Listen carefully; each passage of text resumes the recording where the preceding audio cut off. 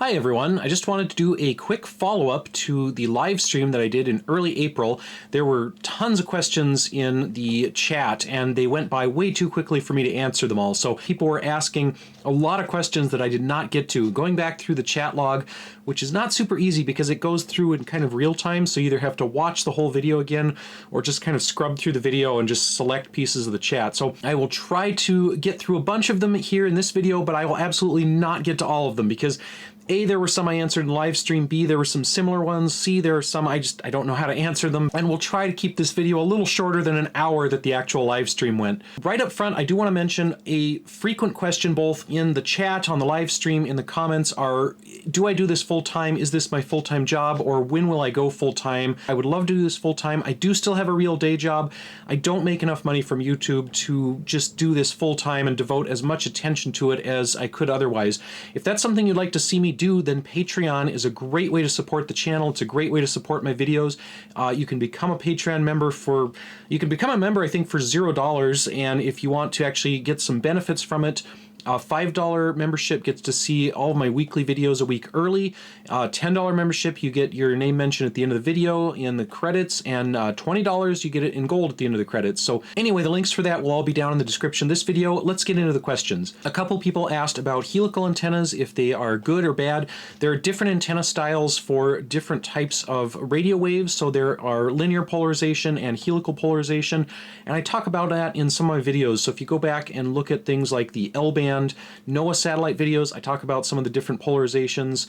I won't get into that too much here, but if you search through my videos or search through some of the links in my videos, a lot of my videos have links in the description that get into more detail, tell you some of the technical stuff, give you other resources that my video maybe didn't have time for or I don't understand enough to explain. So check the descriptions.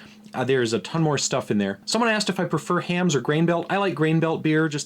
That's kind of what I started with, the cheap beer, when I moved to the Twin Cities here, and all my friends drank it, so grain belt, it's fun. Have I been to Free Geek lately? Not super lately. I do try to get in there, but it's way across town. It's on the other side of the metro area. I'm in St. Paul. Free Geek is in Minneapolis, so I don't get there all the time. Claytonio asked if I will ever do a ham radio in the park type of thing. That would be kind of fun. I don't always have a lot of time for ham radio projects. It's something I would like to do more of, but I just have so many hobbies that ham radio tends to get pushed towards the end. I've joked that ham radio is something I'll have time for when I'm 65, right up there with model trains and other old retired white guy stuff. Swoosh asks, why do I prefer Linux over other OSs? It's cheap, it's easy, Linux is free. Honestly, these days Linux is easier to set up than Windows. When you try to install Windows on a new computer, you have to go and find a legitimate copy of Windows, you have to find a key or a code or an account, and all this extra junk gets installed. And honestly, Windows is harder to install. If your computer doesn't come with Windows, getting it on there is a real pain, and getting Linux onto an old computer, it's like a 10-minute job these days. So it's easy, it looks just the same as any other operating system, it works just the same, it's simple, and it's free, and I love free things. Lowbuck Ranch had a few questions in here. They ask, how hard is it to become a YouTuber, or what stuff do you need to become a YouTube channel? I kind of stumbled into this, so my path onto YouTube is probably not going to be the same as everyone else's. I basically just started filming projects that I was doing with a cell phone. I was using a cell phone camera. I didn't have any fancy stuff. I basically just jammed it onto a tripod, or I would stick it onto something like a rock or something in the yard. I didn't even always use a tripod. So you don't need much for equipment. If you have anything that's a camera, preferably an HD camera, the old 720p or whatever is not very good anymore, but if you have a camera, even on a phone, that's all you need. Editing, it's nice to have a beefier computer with a lot of RAM to be able to edit, but these days you can do a lot of editing on your phone as well, so you don't necessarily need a high-end computer for it. I use free editing tools like Shotcut. I don't really pay for any software when it comes to YouTube stuff, so you don't need to invest a bunch of money in mics and cameras, editing software. Just use what you have, start small, and kind of learn as you go. That's what I do. I learn as I go. I try to improve my YouTube skills all the time. I try to improve my public speaking skills, and yeah, if you go back to my early videos from 4 or 5 years ago, I sound terrible. I look terrible, but I think I've gotten a little better over time, hopefully. And I just did all kinds of different topics, and eventually one of them kind of took off. So the satellite stuff is just what YouTube has decided is popular, but I do all kinds of topics. So if you don't know how to make it big or medium on YouTube, if you don't know what's going to be popular, just try everything you're interested in. Just film your own hobbies and see what happens. A couple people asked if I'm from Minnesota. Currently, I have lived in Minnesota for almost 20 years now, off and on. I grew up in Alaska on an island outside of Juneau, and I moved down here for grad school. Ended up having more friends in Minnesota, more social activities, more hobbies going on in Minnesota than I did back in Alaska. So I ended up just moving here full-time after college and kind of stuck around. Somebody asked about flat earth stuff. I usually don't waste my time on those. I just delete the flat earth comments on YouTube because, you know what, some people are just too dumb for the internet. Flat earth is one of those things, it's so trivial to disprove it. It's so trivial to prove that the earth is round. I mean, you can do it with 2 sticks and a sunny day. If people are still convinced the earth is flat, I don't really know if you can help them. Charles asked what I did when I lived in Alaska. My family lived on an island outside of Juneau. My dad was a commercial fisherman. I worked for him for a number of years. I was a fishing crew on a salmon trawler, just a small boat. We weren't like the deadliest catch or anything. I did all kinds of random stuff when I was up there. Hobby-wise, I was always refurbishing old boats. I did some radio stuff, did old computer stuff. It was a little bit challenging because we were off-grid. We didn't have 24/7 electricity, so it was a little bit harder to be a computer enthusiast when you had to turn the power off at night. But yeah, I did get into some of those things. Then when I got into college, I was more into computer science and related topics and whatnot. Nicholas Lewis and a couple other commenters asked if I'll be revisiting my rail cart. Yes, I will. It's in parts. It's kind of needs some refurbishment. It needs some work, but that will hopefully be coming up at some point this year. So my friend Chris mentioned helping with a Cantenna experiment back in the day. Sorry I missed you in the comments in the live chat, but yes, I remember that. That was cool, and thanks for showing up on the live stream. A couple people asked about the Sandland radio observatory. That is something I'm working on. That's why we have the geodesic radar dome. I'm going to be putting a big satellite dish in there. One of the guys, Marcus from Canada, who helped me connect with that dome, who basically got me that dome. Marcus is also working on a motorized mount. He's trying to help me figure out the motorized azimuth elevation mount for a big dish. So that's something that's still being worked on. We're still trying to figure out some of the details on that. I still need to pour a foundation for it in the dome. We still need to do a floor in the dome.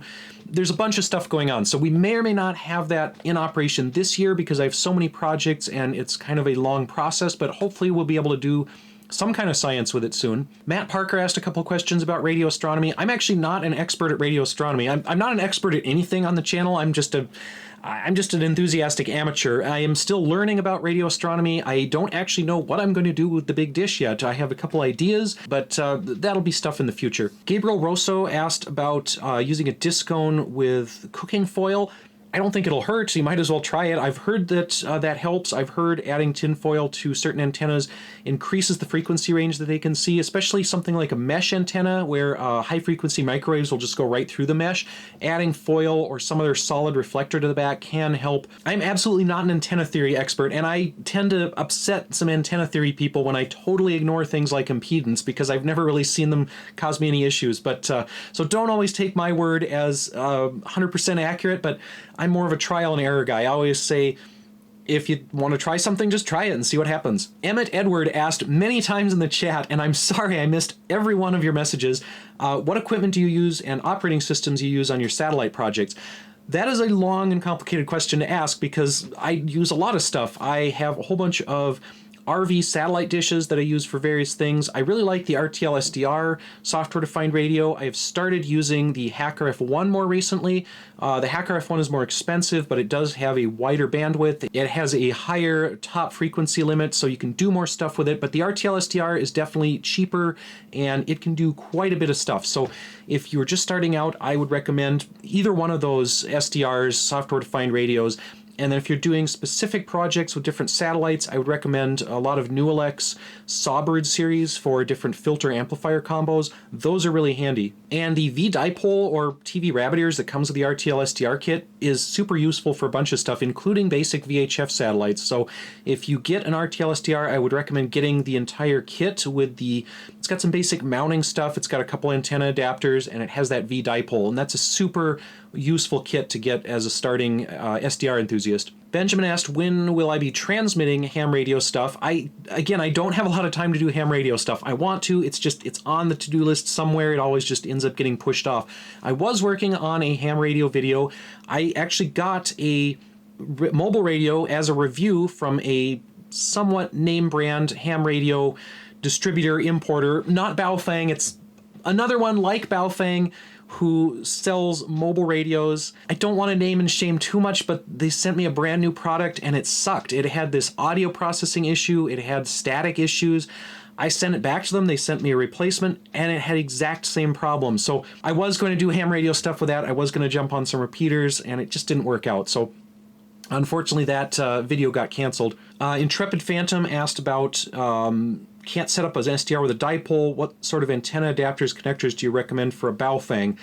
You can use some of the same stuff for a Baofeng for listening as you can for an SDR. You can, I like the Nagoya, I think N771 antenna for general purpose listening. That is a really nice antenna for the Baofeng, and there are a couple of those on Amazon. Lowbuck Ranch asked again about an FM station. I have some FM, low power FM transmitter stuff on my to-do list, low power TV. I found some old FM and TV transmitters at Axeman, and I have to look into the legality of this. I think it's legal if the signal basically doesn't leave my property, so if I keep them on low power, I think I can legally transmit. Things like the HackRF1 will do that, so that could be kind of fun to play around with. Someone asked if I feel my channel is big enough to ask other YouTubers to collab. I've done a few collabs here and there. Other people have asked me about collabs. I've asked a few people about them. I don't really know how to collaborate with people. I'm not good at collaborating in life or on YouTube with other people. And that's just something with me where I find it easier to just do something than to try to break it down and delegate out pieces or figure out how to do pieces of someone else's project. I don't know if that quite answers the question, but yeah, it doesn't hurt to ask. I've had people ask me if I want to collaborate with basically a channel with no subscribers, a channel with fewer subscribers than me. I don't feel insulted or anything. I'm not going to just tell you, hey, don't waste my time. I don't feel like people are wasting my time. If I don't have time, I'll tell you. I'll say, hey, I'm really sorry, but I'm super busy. I always feel bad about because I get myself really busy, and I honestly don't have time for all the opportunities that come up for all the people who would like me to look at their stuff or help them with their stuff. So I feel bad about it, but I know, yeah, I also have to get my own stuff done too. So I guess my answer to that question would be don't feel intimidated. The worst someone can say is no. If they say no and they're rude about it, well, they're not worth your time. If they say no and they're polite about it, well, that's cool too, and you know, maybe something will come up again in the future. A couple people mentioned Red Dwarf, and I do have a Red Dwarf video which is either about to come out or has already come out depending on when this video comes out. So yes, Red Dwarf is fun. We have some friends who are really into it, and they have a ton of the props and costumes and sets from the show. So I have a whole video on that. We went through a bunch of their collection, and that was really cool. Somebody asked if my neighbors have said anything about my treasures.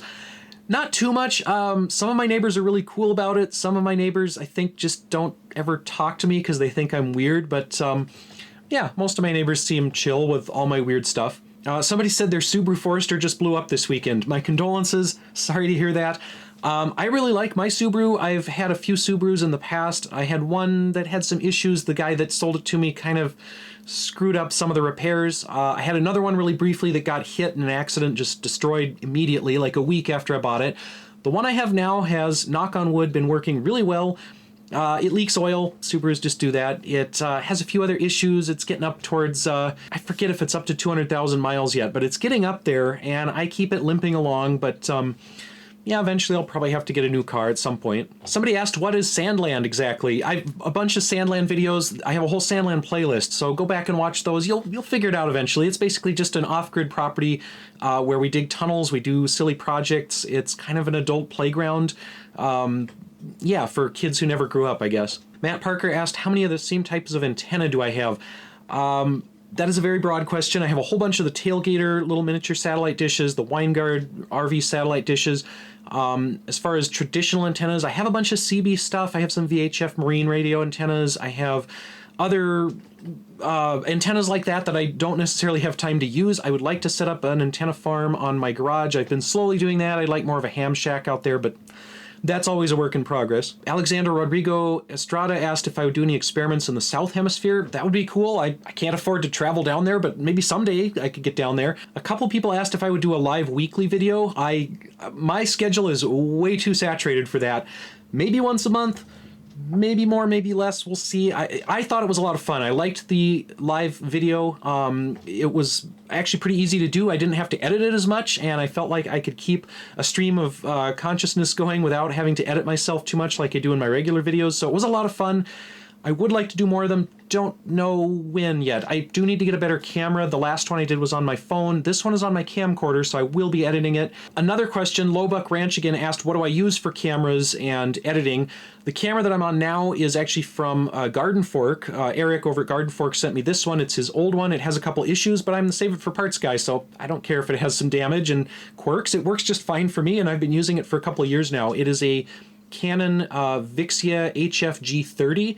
It is not 4K. I guess if I were to upgrade my camera, I might actually get the same body style so that I could use the same batteries and the same mic and everything, but I would just upgrade to the 4K version. I've been looking at that. This is kind of a bad time to buy cameras with the tariffs and everything. I should have bought electronics last year. And in fact, I did. I bought all my Baofangs and stuff last year because I knew they would be unfindable this year. So we may or may not see a camera upgrade in 2025. We'll see what happens. And then for editing, I mentioned earlier, I mostly use Shotcut on Linux. I am pretty familiar with it. It's basically the same as Adobe Premiere, which I did in college, and it's free. So yeah, pretty good software. Pat Cunningham asked about GOES 19, which I know is swapping out with GOES 16 like right now. I have not had time to do anything with that. I get myself so busy that I don't always have time to jump onto timely topics of the moment, like the Fram 2 mission, like GOES 19. I would love to, but I'm overwhelmed with projects right now. In fact, this video here, I'm just kind of sneaking in between other videos because it's something I can just basically film really quickly and throw online. A GRB, I would like to do. I have dishes big enough for GRB. I think I have some satellite modems that could do it, but I have not had time for that either. It's on the to-do list. It's just I have a million other things on the to-do list too. Likewise, NOAAPort, which is a similar thing, which also needs an IP modem, satellite modem. I think NOAAPort is kind of the next step up from GRB, but haven't had time for that either. Somebody asked if I broadcast a radio station. I think I mentioned earlier I've got some FM stuff I'll play with. I do live stream the St. Paul Police Scanner, and I hesitate to mention that because I get a lot of weird people listening to it. I have some weird kind of suburban Karen Facebook groups who subscribe to my police scanner and are always up in a tizzy about, oh, there's crime. It's like, it's a city, there's crime, it happens. I live kind of in the inner city, and we've had carjackings out front. We've had drive-by shootings in the neighborhood. I just consider it part of the landscape. When I lived in Alaska, we had bears in the front yard. Here we have crime. I don't know, it's not a big deal. But I do get kind of weird comments on that scanner stream like, hey, can you get the cops to talk more clearly? No, I can't. Matt Parker asked if I would ever hire an editor, scriptwriter, project manager. I'm not big enough yet. I am barely making minimum wage at this channel with the amount of time I spend on it. This is basically all of my evenings and weekends, and I don't make minimum wage on it. I would like to quit my real job and do this full time, in which case maybe eventually I could afford to hire somebody, but at this point I can't even afford to hire myself. Barshman asked a few times about C-band. I'm sorry, I missed your chats in here too. I did see you a few times when I went back through the playback. I don't know much about C-band right now. I have a couple C-band dishes. I have not really looked at C-band television too much. Again, that's on my to-do list. When I lived in Alaska, we had C-band for TV. We had about 3 satellites we could see. There was the PBS satellite, RatNet, Rural Alaska Television Network, and that actually had cool stuff like Star Trek, so that was a cool station. If we went out and moved the satellite dish, we could get a Russian satellite, and then I think if we fiddled around with it, we could get MTV2, which had like Beavis and Butthead and Daria and some other stuff on there, but those were really the only TV stations I could get on C-band back then. And nowadays, I think the cell phone companies have eaten up the bottom half of C-band, so it is really hard to block out cell phone interference because they've just abandoned the lower half of it and given it to 4G and 5G, unfortunately. I think some stuff like NASA TV and a lot of the other free C-band stuff has just gone away because cell phone companies are greedy. Somebody asked if I fixed my Metascope. No, that was the World War II night vision thing that basically had a phosphor painted screen that would intensify infrared light. I think I would have to crack it open and repaint it with phosphor, which I'm not that much of a chemist, and I really haven't had time to do anything that detailed. So maybe someday, but right now it just sits on the... I think it's actually up on top of my cabinet behind me here. Somebody asked if I still do research on small industrial railroads. Yes, in Alaska especially. I'm doing a book about small forgotten railroads in Alaska. Hopefully that will be out this summer. We talked about that a little bit in the live stream. We'll see what happens. Somebody asked about a ham radio go box. I do have something like that. I have the Hack RF1 in there. I have a Baofeng in there. I have... I think the Boondock Echo in there, and I think a Meshtastic node. So I have a couple things in a Go box that comes with me on vacations, and it gets more or less use. Yeah, again, I'm not very good about just jumping on the air on my ham radio, even the handheld ones. Somebody asked, how do you find surplus departments for schools or colleges? That was something I mentioned in the live stream.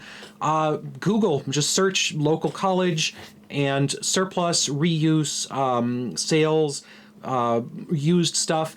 When I do Google searches, I try to add -AI, and that gets rid of a lot of the modern crap that's out there. AI, I think, just pollutes search results. It gives you just nonsense answers. I don't like it. Maybe in a few years it'll be a useful tool, but right now I just try to ignore it, and I try to do -AI on my Google searches, and that way I get real answers from real people that are probably more relevant. Somebody asked how to use a 15-foot fiberglass satellite dish.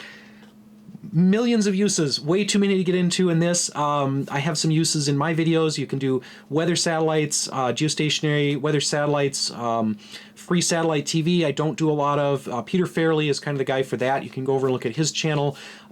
Yeah, lots of stuff you can do with that, which is way too much to get into in this video. Lowbuck Ranch asked again about YouTube stuff. He asked, is there a set video length you find that gets more views versus other links? I used to stick to about 10 minutes for my videos, and I thought those were doing pretty well. Nowadays, I end up closer to 15 to 20 minutes, and it seems like they all do similar. I feel like anything over 20 minutes, I personally don't always have the attention span to sit down and watch. I put things onto my watch later list, and I never get around to watching them. So I always feel bad about that with other YouTubers I follow. I don't always have time to watch everybody's videos, and I don't always have time to like actually keep up with everybody. So I try to keep my videos in a watchable amount of time that fits with my personal kind of ADHD attention span. And I know that's not everybody's attention span. I know some people like 5-minute videos, some people like half-hour videos. So it really varies, and I would say if you're starting a YouTube channel, try some different lengths and see what works. Somebody asked if I fix my own car. Yes, poorly. I hate car repair. I think car engineers hate car mechanics, and they design everything to be as hard to work on as possible. So probably 50% of my time fixing my car is just cursing at whoever designed the stupid thing. And then the other 50% is trying to duct tape things back on that were never meant to be duct taped. If I have something a little harder that I can't do myself, I do have some friends with more mechanics, equipment, and lift and whatnot. So every now and then I'll take it to an actual shop if it's like a really big problem. Somebody asked, what YouTube channels do I watch? That is a huge list, and as I've just said, I do not have time to keep up with everyone.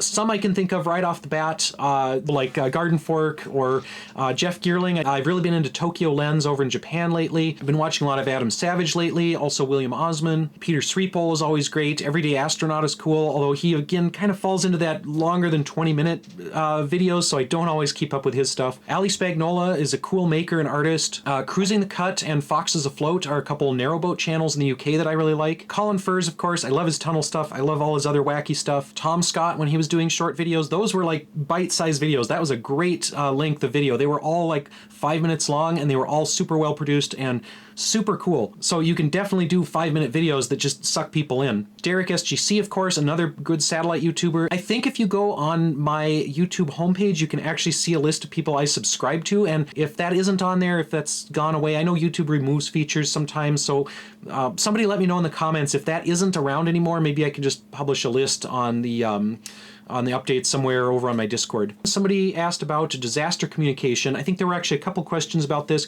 That's something ham radio does a lot of. There are a lot of ham radio kind of disaster or emergency communication topics, which I probably won't get into here. I don't get into a lot on the channel, but if you look into that, ham radio kind of has that figured out. And then there are clubs and groups you can get into that will do that. Some of them are more into role-playing than actual disaster help, as I've found in the past. But again, I don't want to name and shame. I've had some mixed experiences with certain ham radio clubs, and your mileage may vary with that. Somebody asked, how do they ask their landlord about an abandoned Dish Network antenna? I can be a pretty blunt person in real life, maybe an awkward person, probably on the videos too, but I would just ask. I would, if you talk to your landlord, I would say, or even email, I would say, hey, I noticed there's an old dish out front. Can I have it? Can I get rid of it for you? A lot of those Dish Network things, they're just trash. There's not really any resale value. There's not a ton of scrap value. And they're just in the way. If they're not hooked up to anything, a lot of people would just like them to go away. Even the big C-band dishes, when people ask, how do I get a big 8-foot, 10-foot, 12-foot dish? I would say just drive around, look for one, look on Craigslist, look on Facebook Marketplace, see if somebody's getting rid of one, and just ask them. Say, hey, I will take this down for you for free. 9 times out of 10, they'll probably say yes. 10 times out of 10, there will be a wasp nest in the LNB, so watch out for that. Also, TV stations often have a bunch of big satellite dishes out back that they are not using anymore because they've all gone to IP, they've all gone to fiber optic, and sometimes they would like those gone. So you can ask local community TV stations, and sometimes they'll have old antennas for you. Short Bus Rejects asked, what is my favorite hobby? And that is almost impossible to answer. I have so many. Most of them are on YouTube, and you see me jumping around between them. Sandland, I would say, is a big one. Exploring tunnels is a big one, although I don't do that as much anymore. Yeah, Sandland stuff is kind of one of the big ones out there. Anyway, I have probably gone on far too long now, and this video is already longer than I intended, so I'm going to wrap this one up. Again, if you want to see me go full-time with this nonsense, jump over to my Patreon, throw me a couple bucks, and that is a huge help in getting me to ditch my real job and go full-time YouTube, which I think would be fun, and I could do a lot more of these suggestions that people have asked about or talked about in the comments. Many of these things that I've said I don't have time for, maybe I would have time for if I was a full-time YouTuber. So if you want to see some of that stuff, jump on a Patreon, and that really helps out. Thank you to everyone out there for watching, and we'll see you next time.